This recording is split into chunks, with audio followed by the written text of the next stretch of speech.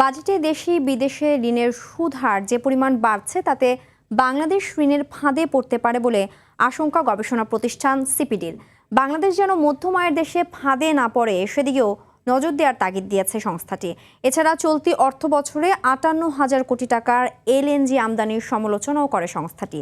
নির্বাচিত সরকারের জন্য মূল্যস্ফীতি নিয়ন্ত্রণ এবং বিনিয়োগ বাড়ানোর চ্যালেঞ্জ বলেও মনে করে সিপিডি। আরও জানাচ্ছেন তৌহিদুর রহমান। রাজধানীর সিপিডি কার্যালয়ে অর্থনীতি ও নির্বাচনী বাঁকে বহুমাত্রিক ঝুঁকি বিষয় আলোচনা সেটা তুলে নেওয়া হয়েছে এবং যেখানে মূল্যস্ফীতি, বিনিয়োগ, আর্থিক খাত, আমদানি রপ্তানি সহ সামগ্রিক অর্থনীতির পর্যালোচনা তুলে ধরেন সংস্থাটির নির্বাহী পরিচালক ডক্টর ফাহমিদা খাতুন। বিনিয়োগ ভাটার কারণে কর্মসংস্থানেও নেতিবাচক ধারা অব্যাহত আছে, বিদ্যুৎ ও জ্বালানি খাতেও আগের সমস্যা রয়ে গেছে বলে মনে করেন তিনি।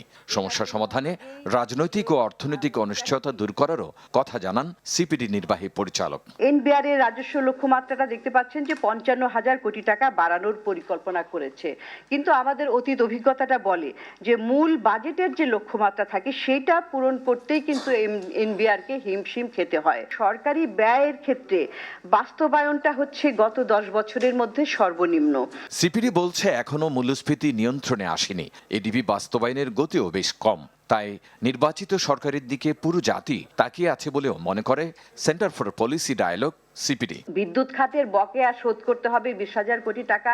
যদি আমরা এই সামনের গ্রীষ্মে লোডশেডিং বন্ধ করতে চাই, আর্থিক সংকটটা স্থায়ী হয়ে যাচ্ছে এবং আমদানি নির্ভরতাটা এটা বেড়েই চলেছে।